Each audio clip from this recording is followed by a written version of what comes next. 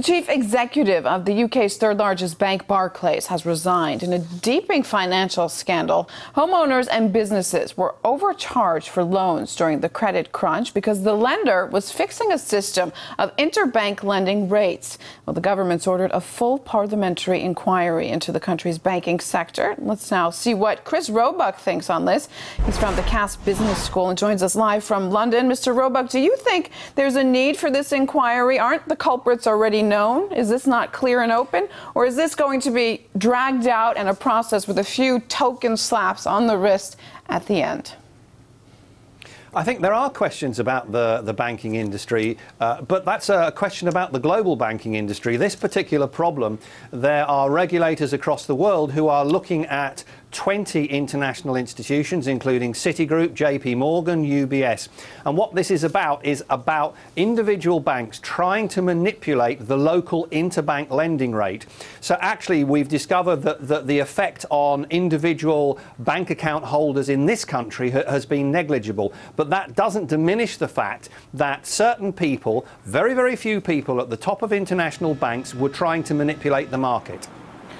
Barclays, as I understand, has been fined, but the scandal has led to calls for a criminal prosecution against individual bankers who obviously made these decisions. Do you think we'll actually see any real convictions?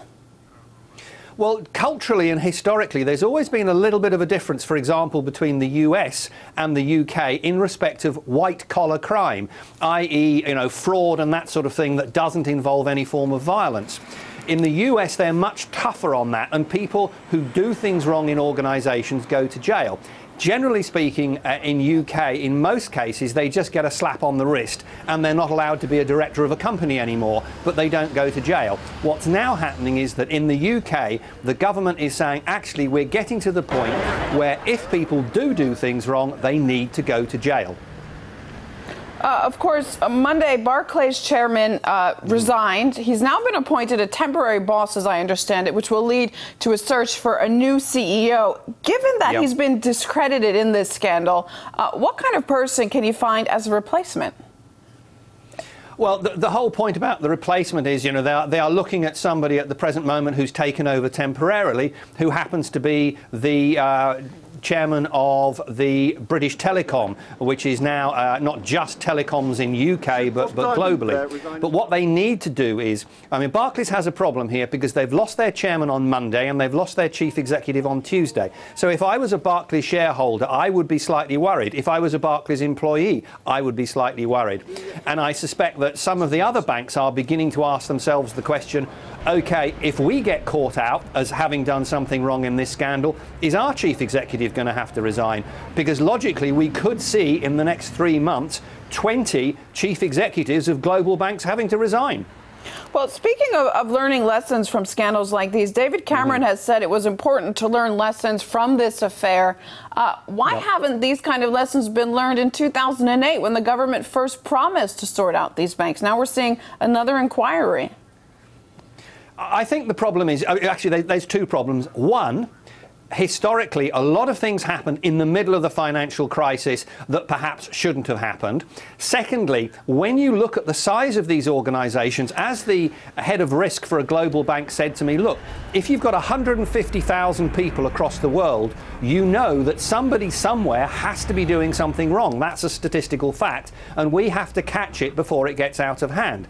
In this particular case, we're talking probably no more than, as I say, 200 people in 20 banks across the world. So it's a very, very small percentage. And the point I try and get across to people is that actually there are hundreds and thousands of people who work in banks across the world who do so with integrity, they act ethically, and they act professionally. And we shouldn't, because some people have gone wrong, we shouldn't tar everyone with the same brush.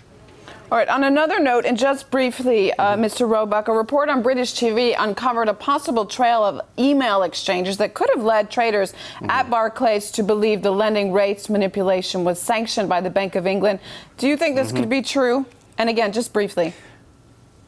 There's a possibility it could be true because when the crisis was at its height, all the central banks of all the countries wanted to prevent any of their banks collapsing because that could have produced a house of cards effect where everything went down. And therefore, they might just have suggested that it might be a good idea.